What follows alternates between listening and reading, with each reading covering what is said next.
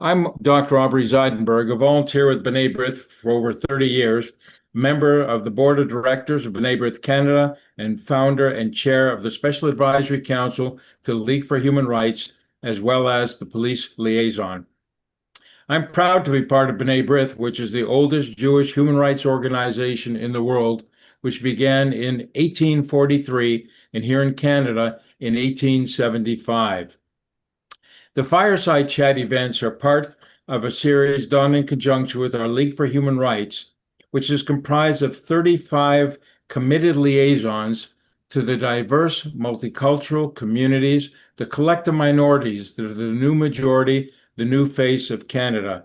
This advisory council is now in its 22nd year and brings together diverse community leaders under the umbrella of B'nai Brith in an unbreakable friendship, as friends are the family that we choose for ourselves. Our guest speakers are selected carefully to discuss and expose truth regarding important current issues impacting the human rights of our membership communities. Tonight, we have an opportunity to hear from and discuss with two leading experts in the area of privacy of information. Behind closed doors, the reality of Canada's Access to Information Act. The panelists tonight will discuss how the Access to Information Act impacts you, how growing barriers are limiting Canadians' rights to know, what we can do to demand greater government transparency, and B'nai Brith Canada's effort to have Canada release Holocaust records, which we have been waiting on for many, many years and have had total resistance to the release of that vital information. The speakers tonight will unpack what's broken, what's at stake, and what actual reforms could look like. Archer Wazinski spent more than 30 years in the Canadian Public Service working on foreign policy, intelligence, security, and defense issues. He served as a champion of equity, diversity, and inclusion, combating anti-Semitism and other forms of racism and discrimination. Arter held numerous executive positions during his career with Heritage Canada, Public Safety Canada, and Global Affairs Canada. Professor Matt Malone. Matt Malone's main research interests pertain to the various ways the law protects secret information, especially in the context of trade secrecy, confidential information, access to information, privacy, data protection, and cybersecurity. He was called to the bar in British Columbia, California, and New York.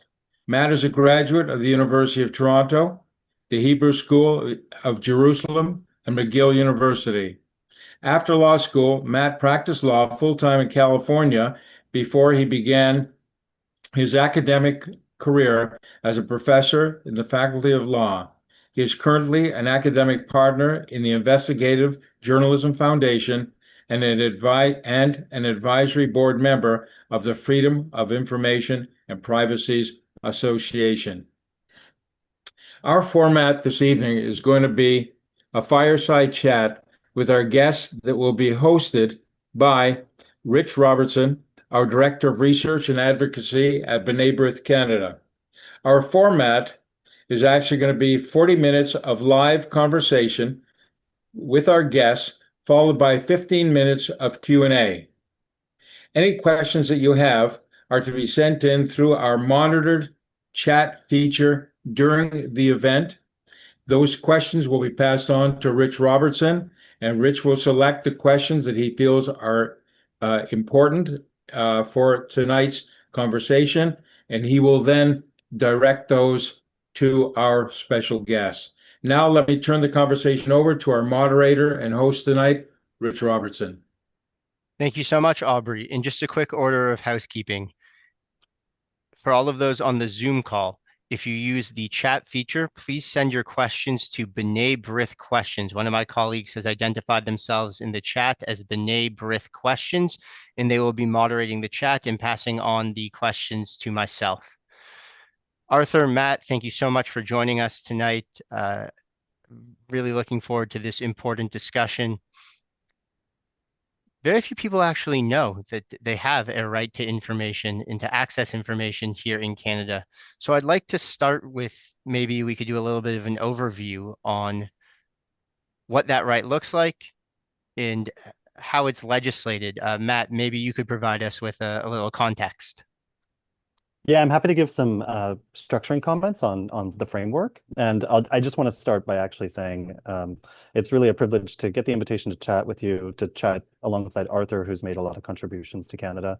And this organization in particular does a lot with access to information, and it's actually quite remarkable how active they are, not only in filing requests on very important issues that I'm sure we're going to talk about, but also in engaging in advocacy that advances the public interest for everyone.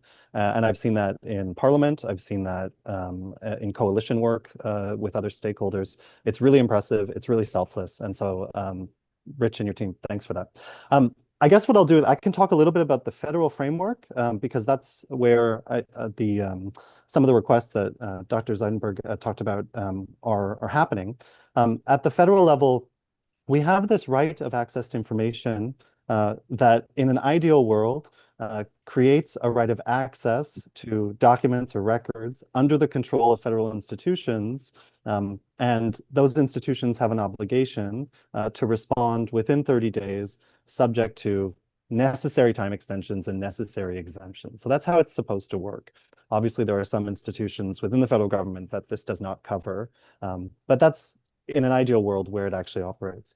The problem is that we know that that's not how it truly operates. There are stories of people filing access to information requests and being told that they are receiving time extensions of 80 years. One researcher who was filing a request to the RCMP for records relating to Project Anecdote received an 80-year extension.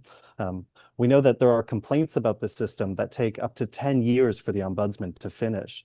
And I know that B'nai Brith has experienced extreme delays in some of its own requests as well. So although we have this right to access documents that are under the control of the government, it doesn't actually necessarily mean that we're going to get disclosure of documents, and that's a real problem. Thank you, Matt. And Arthur, I know that you've had a lot of experience over your career in handling access to information requests, etc. Could you maybe tell us what you see about the current access to information landscape as it presently is? So one of the things that I think is really important is to know that it's a landscape that's in evolution, and that there have been changes to the Access to Information Act that were passed about a year ago and have entered into force. But the reality is that we're up for already for a 5-year statutory review of the act. That the Access to Information Commissioner, who's been in place for quite a number of years, continues to advocate for fundamental legislative changes to the legal regime that guarantees Canadians that right, because Matt's correct. Despite the legislated right that's in place, the fact that now, for example, the Information Commissioner has a right to make binding orders to compel institutions that have not followed through on their obligations under the Act to disclose. The reality is that there's still way too much obfuscation, it's much too difficult for citizens to access the information that is absolutely essential in a healthy and thriving democracy. For me, one of the reasons why it's really important to have this conversation is that the principle of transparency and the way that Canadians learn about how their government operates, the decisions that are made in our collective interests, are an absolute right that needs to be exercised. And that I think that the more people that are engaged in the conversation, the more people that, quite frankly, speak speak out about why this is important to them as individuals and as members of communities that are affected by limitations in access to information, is the only way that we're going to change, I think, both a political and a public service culture that sees accessing the records and decision-making processes of government as a issue to be mitigated and resisted because it compounds complexity, particularly from a communications perspective, and how we manage these issues. And Arthur, you use the term obfuscation, and I think that it's incredibly relevant in the circumstances. And I think it's so easy for the average Canadian to get bogged down in the weeds when it comes to access to information or access to information regime that AIA, the act that governs access to information, is quite complex. The processes for accessing information are quite complex. So I'd like for us to maybe unpack, some of the misunderstandings around access to information. Maybe we can help our audience understand exactly what they have a right to. Matt, I'd like to turn it over to you first, because I know you have a lot. I'll be candid, ladies and gentlemen. I think Matt has a better understanding than just about anyone of the rights Better that than we me. have for information. So, Oh, dear. Matt, maybe you could help us understand a little bit more. What exactly do we have a right to as Canadians? So, I mean, in a liberal democracy, we should know the decisions that our government is making, right? That's a fundamental part of keeping the government accountable. And, that requires a degree of transparency, and there's a tension that will always have with secrecy. And that transparency is going to come out in different ways. It's going to come out through informal discussions that we have with government, media scrums, this type of thing. It's going to come out of proactively publishing information by the government. It's going to come out of whistleblowing and leaking. We have brave whistleblowers that come out and share wrongdoing at great personal risk. And then it's going to come out through rights of access. And when Canada passed this law in 1983, creating this right and extending it to all Canadians, all permanent residents, anyone located in Canada, it was a revolution in how Canadians accessed the information that was under the control of government. Prior to that, things were very discretionary in terms of to whom the government would give access.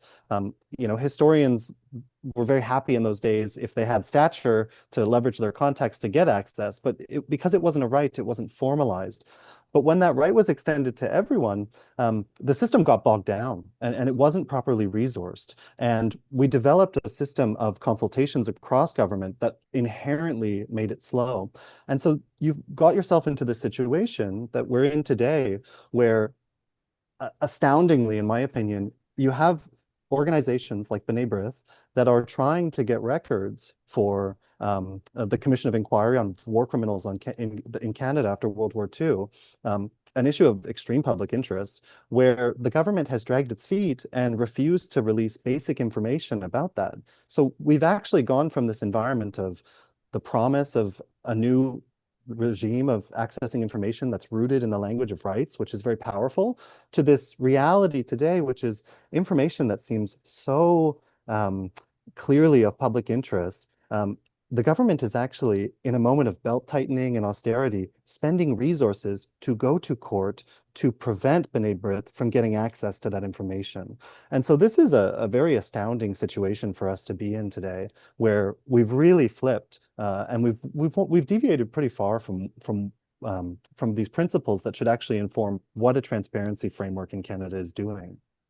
And we'll get back to how we can have more transparency and what we can do to revise this. But Arthur, maybe you can chime in on your thoughts a little bit more. Yeah, the only thing that I think that Matt is absolutely correct in terms of that framework of a right to all this information that's out there. But I think that one of the things that's really important for folks to understand is the scope and scale of exemptions and exclusions from the Act. So there are, in terms of exclusions, for example, anything that is considered a cabinet confidence or communications or advice to ministers is excluded from being accessed under the legislation.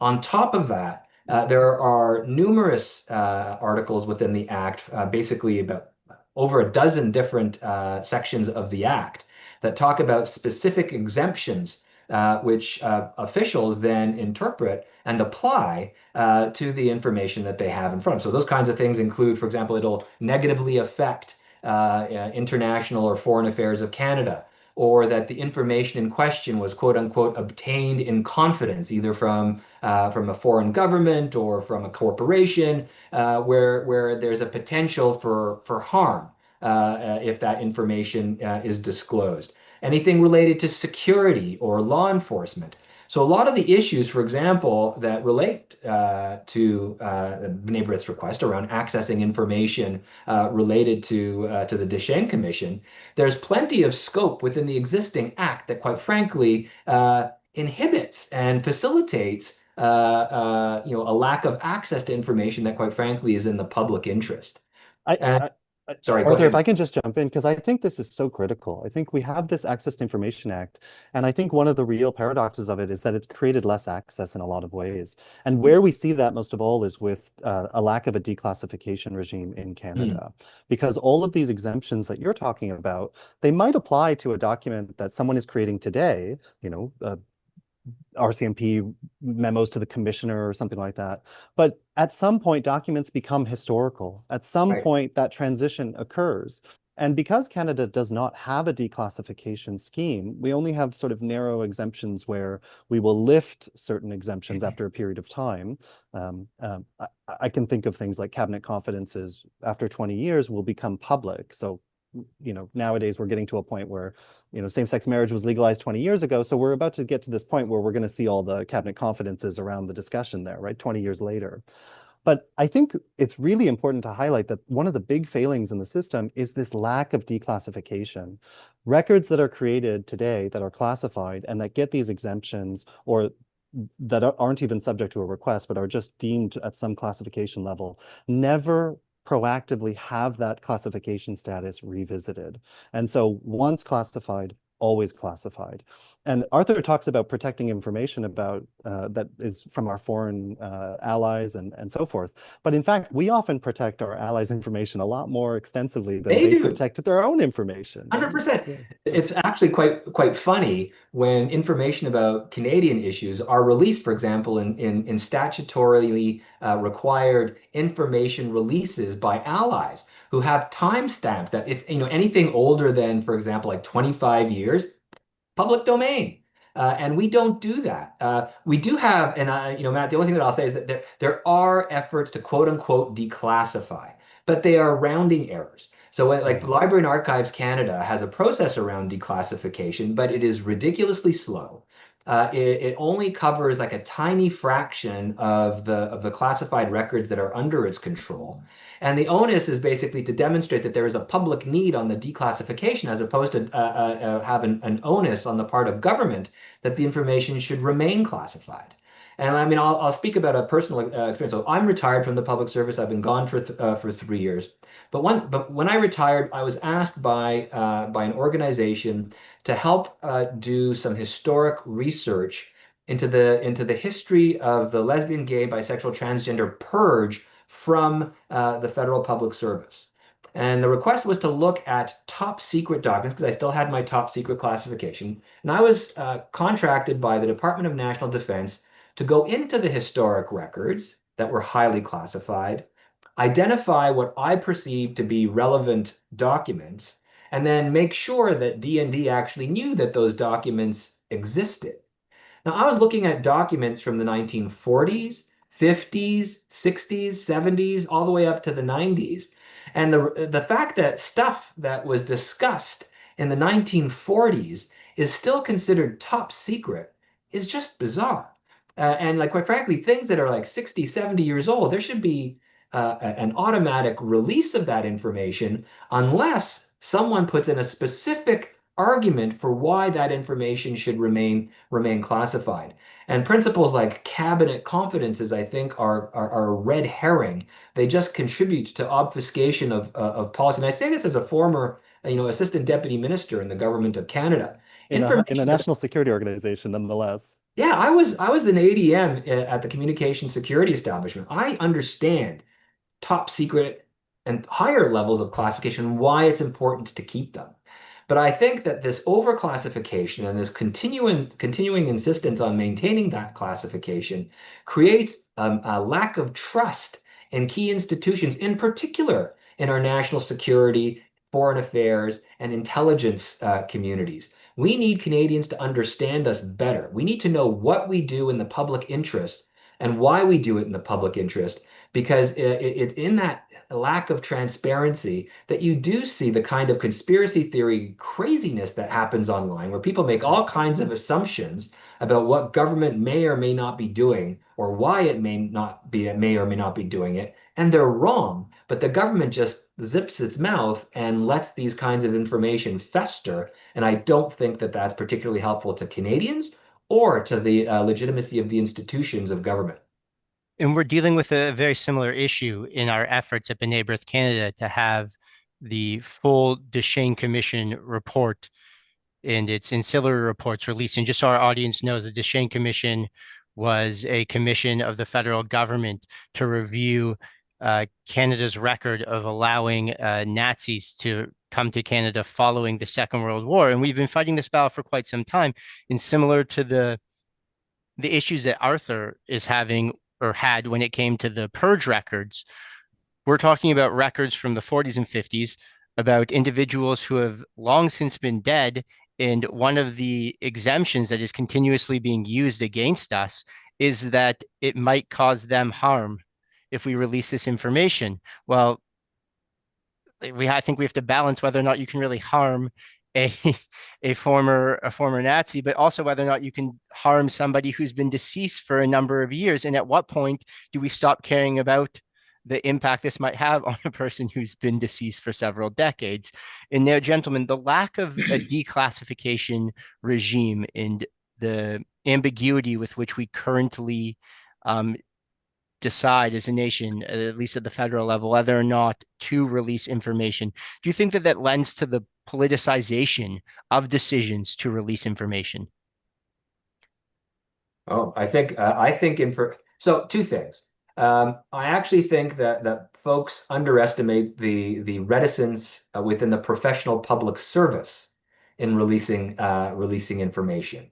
That this is a cultural challenge within the public service that permeates it. And the reason, and what folks need to understand is the reason why it permeates it is that folks see the disclosure of information, as I said earlier, as a pain. It distracts from what they want to be focused on into something that it potentially has, for example, media attention, or that is going to detract from the agenda that either the public service wants to put forward in terms of advice to minister. And then if it does come out in the public domain and it has media consequences, it causes a level of irritation on the part of ministers who, again, don't want to be taken off message, who have a political narrative that they want to tell. And this is a distraction and an unwelcome one that takes up a lot of resources and has the potential of consequences. So this culture reinforces itself within the public service and on the political side. And let me be very clear. There are no angels here in terms of from a partisan perspective. I've worked with conservative governments, I've worked with liberal governments, I've worked in majority and minority governments, and I've worked with deputy ministers and colleagues, and I sat in those chairs. I understand why it's a challenge, but it's still it needs to be done, because I think that the cost, like I said, to the health of our democracy is too high for senior public servants' irritation to be a rationalization for not disclosing information that Canadians should have access to. I think on the requester side, there's vulnerability too. I mean, there's nothing in the law that protects the identity or anonymity of individuals who are making requests. So the privacy of requesters is actually quite thin. And there's individuals who've appeared before Parliament who've talked about wanting to file access to information requests, survivors of sexual assault within government who've wanted to get documents to seek justice in some avenue or another, who have felt fear of retaliation and backtracing and this type of thing.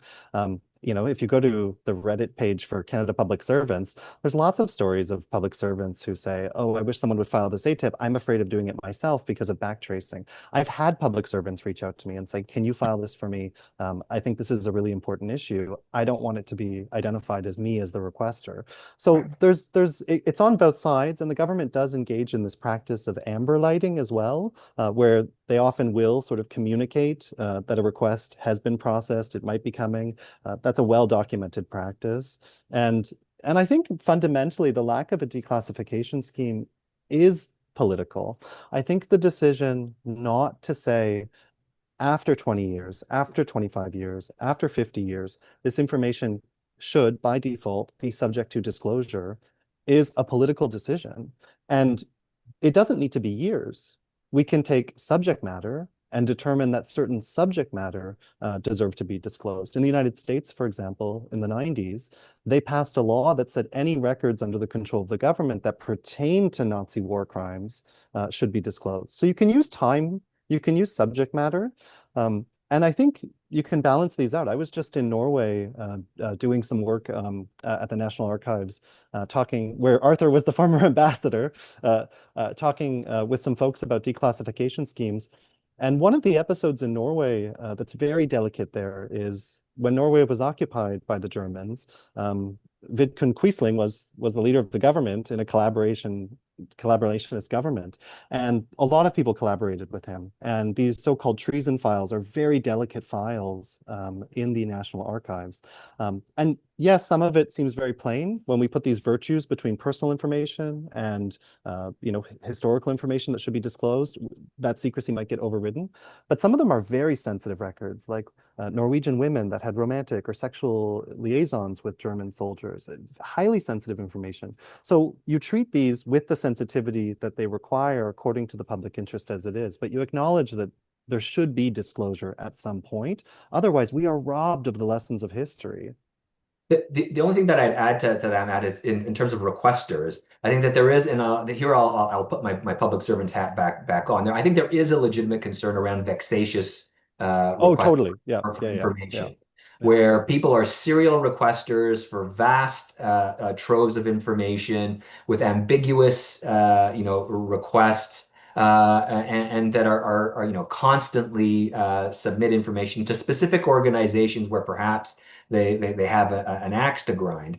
And I think that this sort of reinforces, I think, in some parts of the public service that that the whole information management regime and how we protect, control, store, archive information has taken on this huge kind of role, and it does cause a lot of frustration, I think, for many folks. In terms of how often and on what issues they're being asked to disclose information and how much bandwidth it takes up. So I think we do need to acknowledge that there's a reason why a lot of senior officials and ministers, get their hackles up around access requests. I think that's absolutely right. And I think, the first information commissioner, the ombudsman, made this analogy between access to information requests and having an uninvited guest come into your house and look under the rug, look under the mattress, and this type of thing.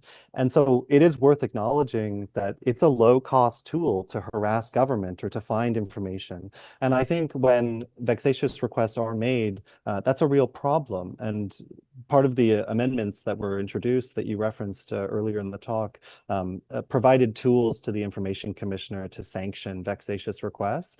And she's found that she's had to use it now and then, but sparingly. But it is a real issue, and I think it does provide an important perspective from within the federal public service that this does become an irritant when it's abused, and there do need to be sanctions for that. I want to stay, Matt and Arthur, with the anonymity aspect for a moment, because I think it's really important.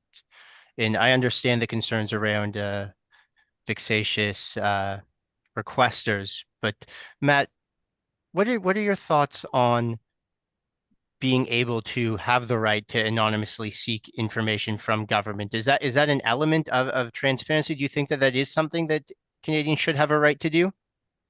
Well, I think fundamentally they have that right already. If someone wants to file an access to information request, they can do it through an agent, they can do it through a proxy. Most access to information requests, something like 60 to 70% of access to information requests, are actually filed to Immigration, Refugee, and Citizenship Canada and CBSA. And it's because both of those organizations have access to Global's case management system, which is a repository of decision-making concerning immigration applications. So the actual system, which in the 70s and 80s we were told is going to create access to government information, has actually become this load-bearing instrument to just provide basic due process to people who are going through the immigration process, which is never what that system should have been intended for, designed for. I only highlight it because most of the people who are filing those requests are not the individuals themselves, it's lawyers on behalf of the individual. It's just to illustrate that proxying a request is a very easy thing to do. And in Canada, we do try to limit the right to some extent by saying it's only for citizens and permanent residents and through regulation, anyone in Canada. But I do think that de facto, if someone wants to file, if a malicious state actor wants to file access to information requests, which is very plausible, they're not going to do it under malicious state actor, they're going to do it through a proxy. And so I think that that right already exists. And I think this is a little ballyhooed. I think that sometimes we need to think about the alternatives for transparency that exist, especially around proactive disclosure and other ways of, not turning this into an adversarial process. The fact that we even go to court to execute or to protect these rights, to stay jealous of these rights, I think that's often completely unnecessary. We should move towards a system where we have proactive disclosure. One example I'm thinking of right before the call, I looked at a catalog that just has repositories of summaries of access requests that have been filed.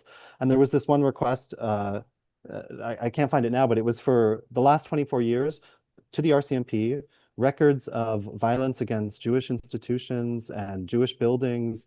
And I think that's a request that contains information that many people who are listening to this talk are probably interested in. It's astounding that the government will make everyone request that individually rather than just proactively publish that information. And so I think that we really need to reconceive transparency away from this reactive model towards a more proactive model. I think declassification is a good example of that too. Ironically, none of these changes are new, right? I'm not sort of advocating anything new. The Information Commissioner has said we need declassification. The current Intelligence Commissioner of Canada, a very respected judge, Judge Simon Noel, said we need a declassification scheme when he was a judge on the federal court. He said, this is wasting my time. This is wasting our resources. The Hogue Inquiry, one of her recommendations was that we need to prioritize a declassification scheme. So it's quite astounding that we just keep dragging our feet on this, and we're in the situation where instead of moving forward with proactive disclosure in all of these ways we could get, we're actually in this case-by-case determination of secrecy with respect to national security concerns, as B'nai B'rith's going through right now. And Arthur, I'll flip this over to you. With the dragging of the feet that Matt was referring to, right? And with the lack of what would seem to be, a real vigor to address some of these concerns, do you feel that it's created a loss of confidence in our government, or? I think it has. I think culture, if you look over the past number of years, I think folks have developed a healthy amount of skepticism and if not outright cynicism about the role that government plays across a wide range of institutions. You see it online every day. And I think that in the proliferation of conspiracy theories, in terms of the proliferation of misinformation and disinformation that's out there, where instead of being effective through the use of the information which it controls to address some of those challenges, which in my view are absolute threats to the well-being of our democracy, the government is just kind of avoiding it because it's hard, it's expensive, and it takes a lot of time. But the costs, in my view, are real. And I think part of it also, part of the challenge is also how much information is kept very, very tightly in very narrow circles that might already be exempted. So, for example, what kind of information and decision making takes place in minister's office or in the PM's office, and whether or not they should, as the information commissioner suggests, be subject to the ATIP request? How much takes place within the Privy Council office? So there's a lot of concentration of power in various places within the public service and the public sector. And that lack of transparency and that proactive, like Matt said, disclosure, I think negatively affects people's trust. And that is really dangerous.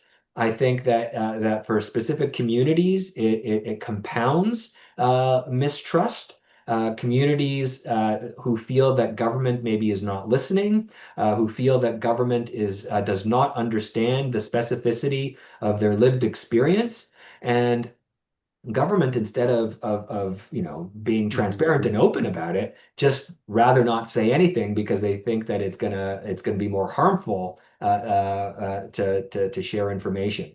And I think particularly for example, in the intelligence community, I've been arguing for greater transparency in national security and intelligence, both when I was inside and since I've retired, because we in the intelligence community rely on effective engagement with various communities so that they can, so we understand the threats that they face, but also so that we can get access to insight that they might have in order to provide the kind of analysis that is needed to mitigate the risks to national security. And if communities don't trust organizations like CSIS, like the RCMP, like CBSA, and a proliferation of other acronyms that litter government. I think that the effect is the delegitimization of our institutions, which again I'll go back, renders our country vulnerable to threats to our democracy, and that vulnerability is both internal and it is also amplified by external hostile actors that are trying to amplify disinformation, particularly as it relates to the kinds of information the government could and should release. I want to echo that because I think that's so important to underscore. I think this explosion of misinformation and disinformation that puts vulnerable communities on the front line, unquestionably. The antidote to that, to develop these antibodies to this, is to flood the zone with reliable information, with accurate information. And so I think it's unconscionable that we have not addressed these problems with information management in our government, that we're actually moving further away from a culture of disclosure and transparency.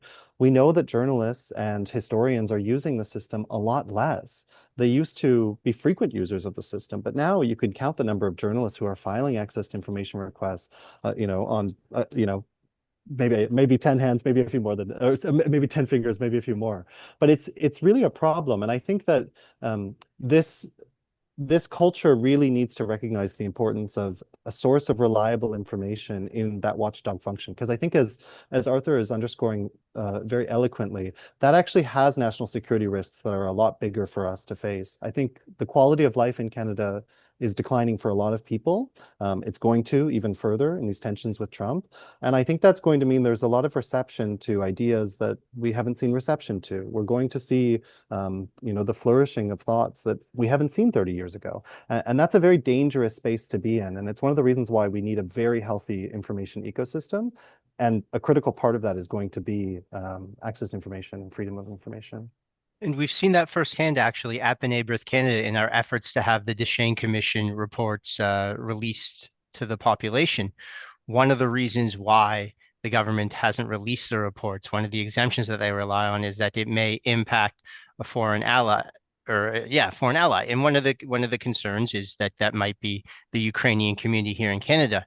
And now, because they haven't released that information, actually, probably in the reverse effect of what the government was intending, the Russians have come out and have said that Canada is harboring these Nazi secrets, and it has to do with the Ukrainian community. And they've actually used that to advance their rhetoric that Ukraine is a Nazi or a fascist state and has a Nazi history.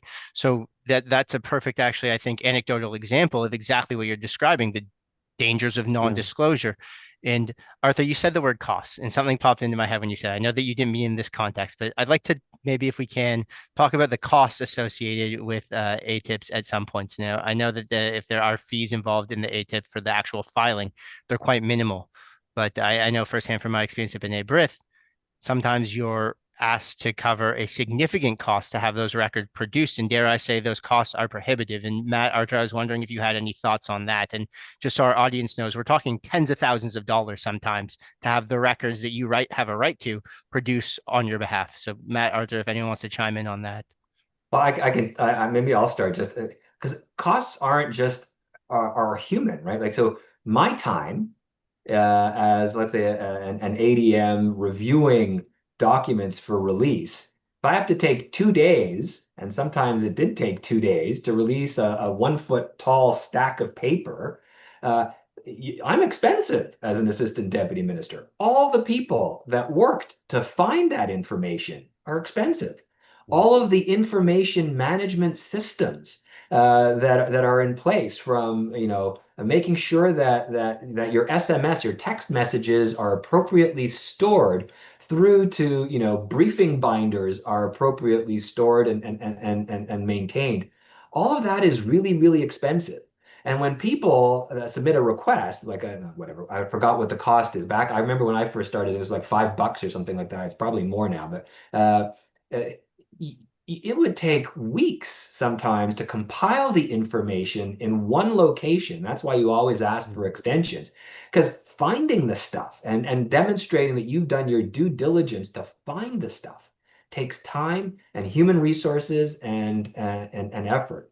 That's expensive. Folks need to understand that there's a cost associated with this. And it's interesting, as we talk about tightening of belts in the federal public service, and folks want to maintain services. I think that making sure that resources for access to information aren't cut is an important thing moving forward, if we want to protect this right to information, this right to transparency. I don't know if Rich, if I describe sort of like what I mean cost. I think you've accurately described where those costs come from. I guess the question or the predicament that I have is, how do we prevent those costs from being passed down directly onto the requester, in perhaps even making the fulfillment of some requests financially unattainable to the requester? I know some of the bills that I've been asked to pay for records, and those were worthy records, and they've helped advance our advocacy. But if I was doing that on my own accord, it would have been cost prohibitive for me to access those records. These costs get rationed through the system one way or another. So there's compliance costs with running a system at the right level, optimizing the system.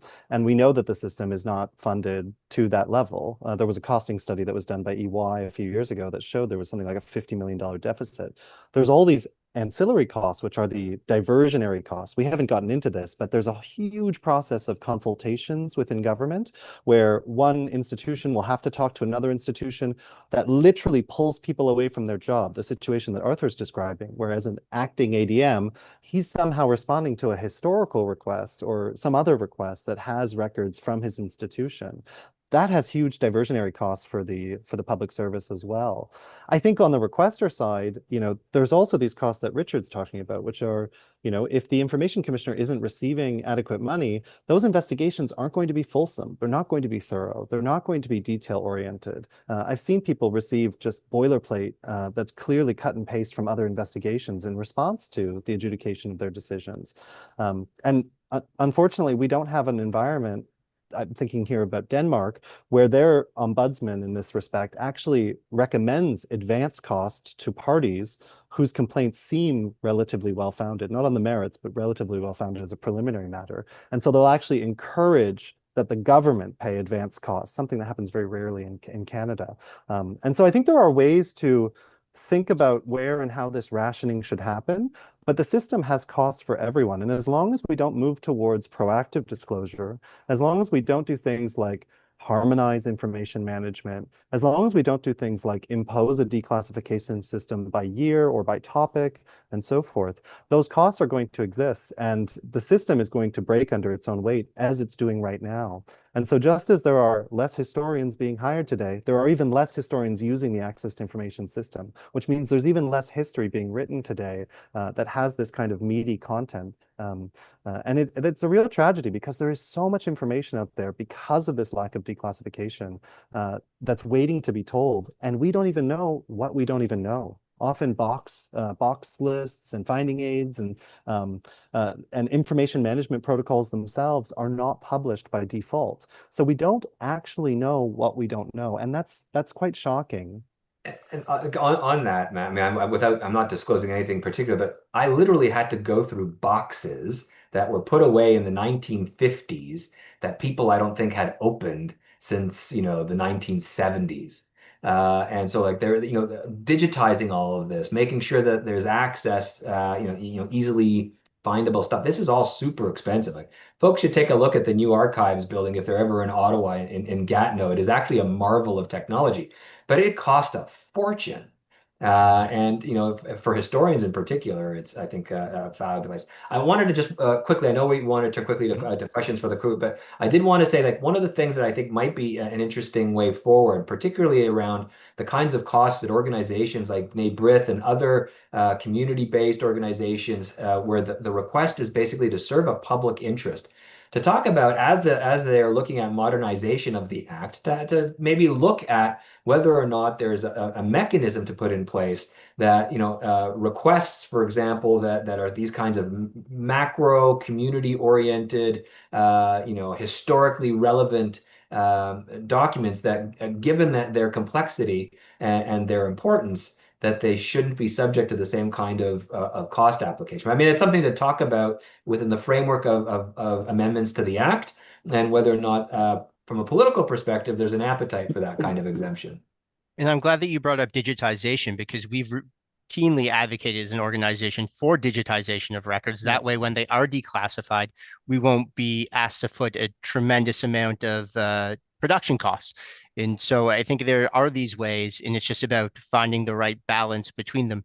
Now, I want to direct our conversation, because we are having it at a very interesting time where the Access to Information Act is up for its mandated review. So before we get some questions from the audience, if maybe we could take a minute for both of you to, what do you think needs to change? What's the most pertinent thing to come out of this this current review? I would love to.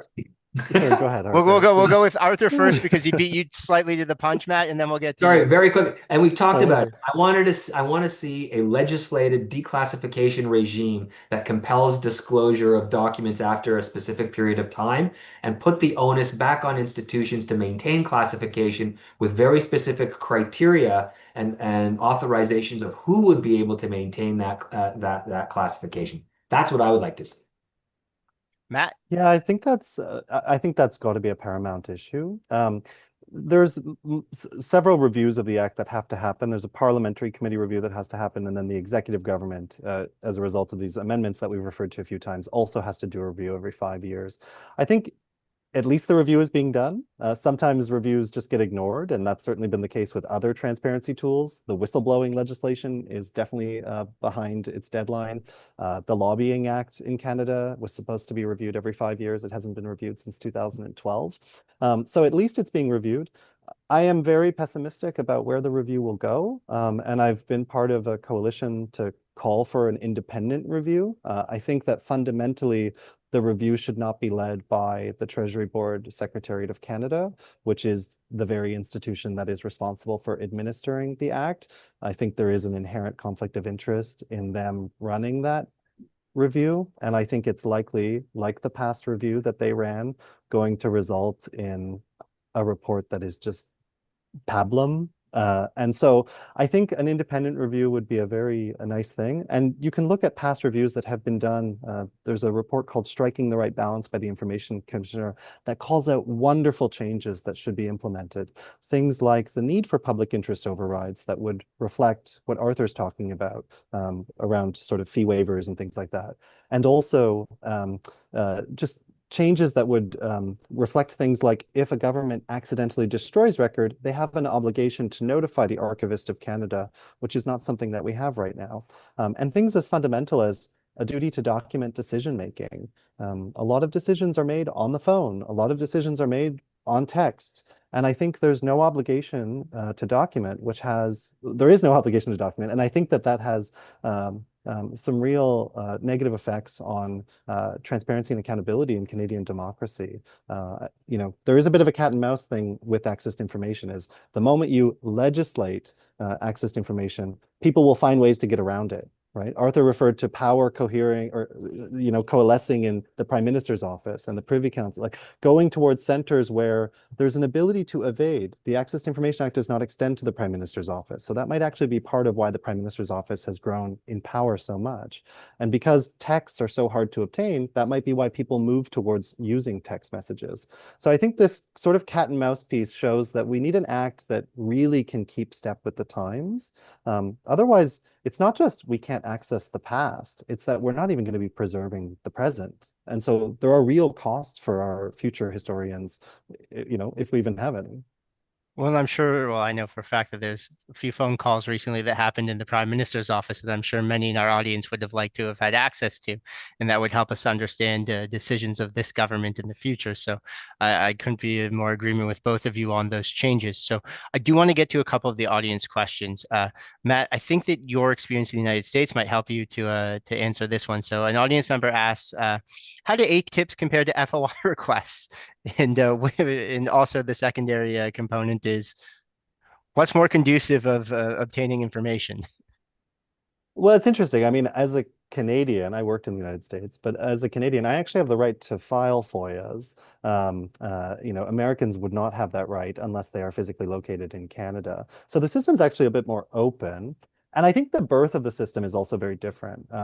FOIA was passed in 1966, really stewarded by an individual who was the subject of unjust accusations of, being a member of the Communist Party during the Red Scare and things like that. And he understood very intimately that transparency legislation was vital in protecting vulnerable individuals like that.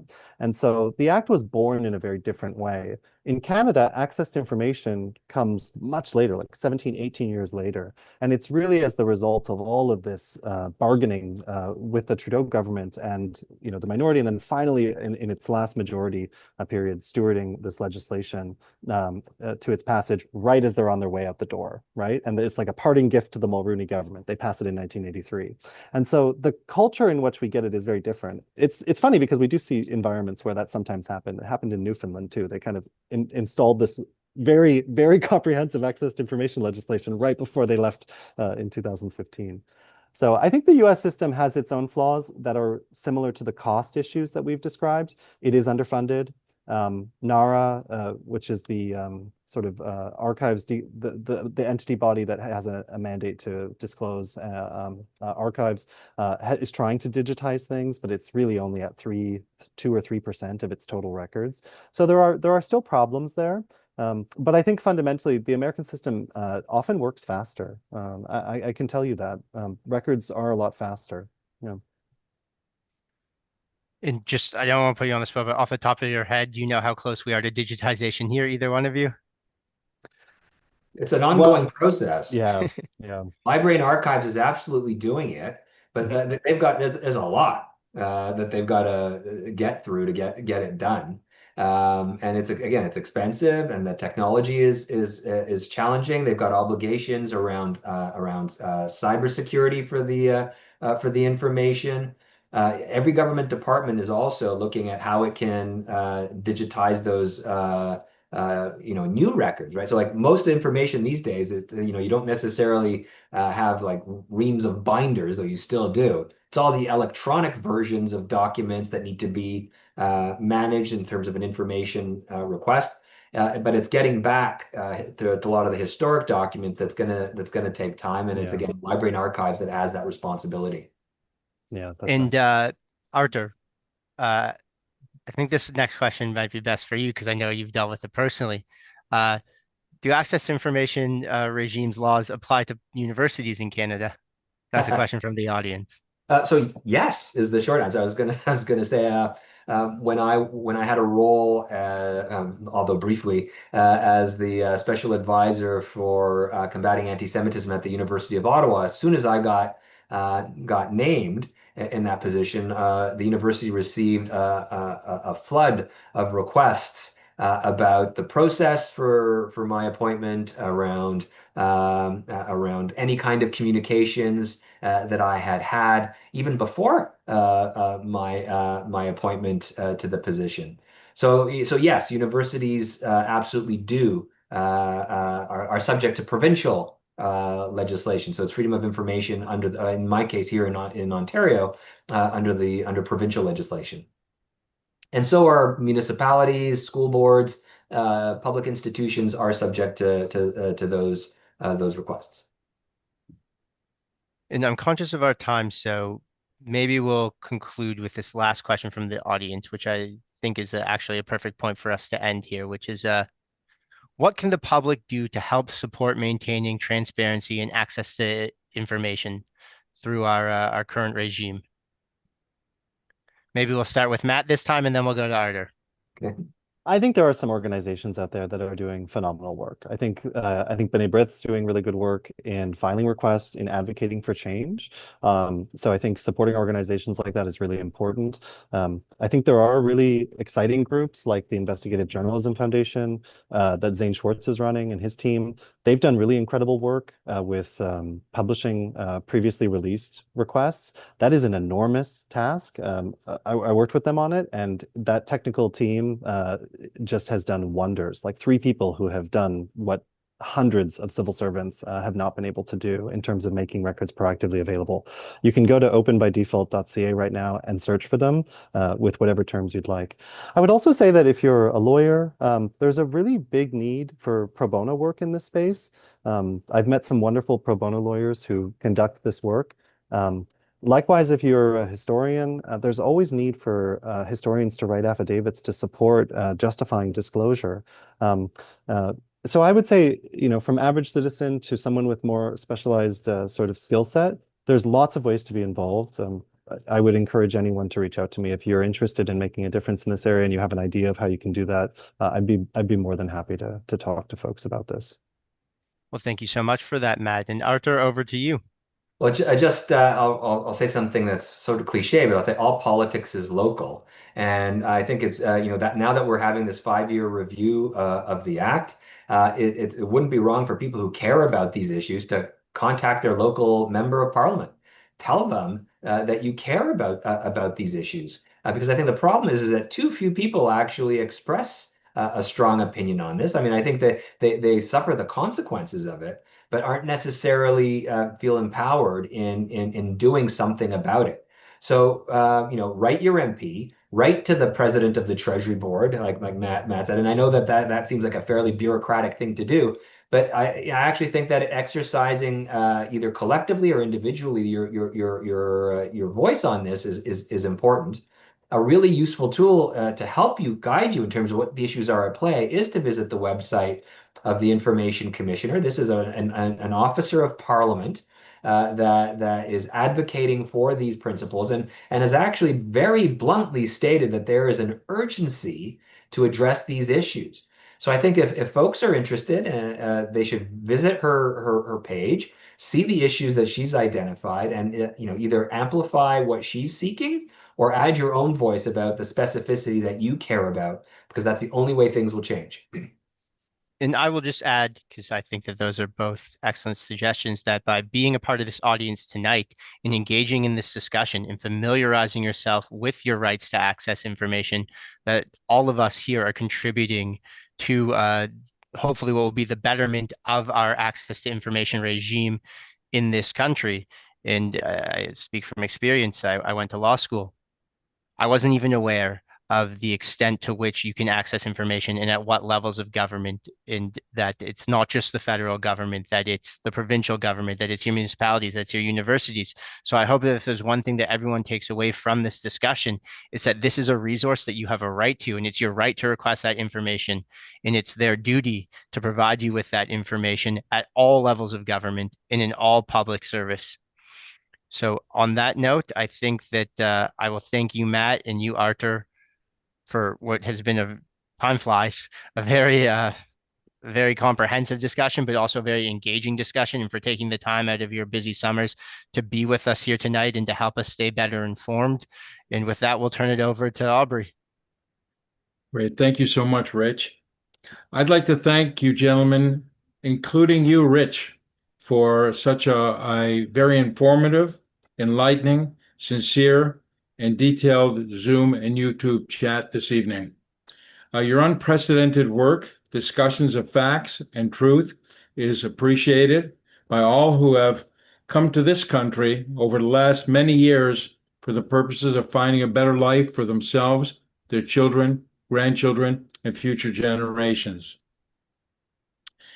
A special thank to tonight's audience from right across Canada. I've noticed that we really did cover from coast to coast tonight, and I thank everybody for their participation.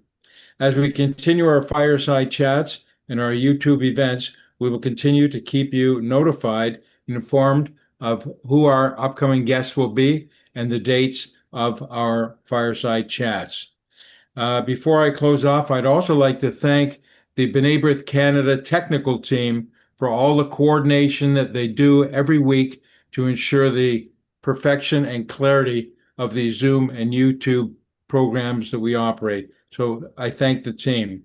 And in closing, thank you for joining us this evening, and let us all pray for light to overpower darkness during these difficult times. And you and yours, please enjoy a wonderful and safe summer, the balance of it. I hope it cools off a little bit for everyone. It's been a hot one. And we will see you at our next fireside chat, and good night. Thank you. Thank you, Aubrey.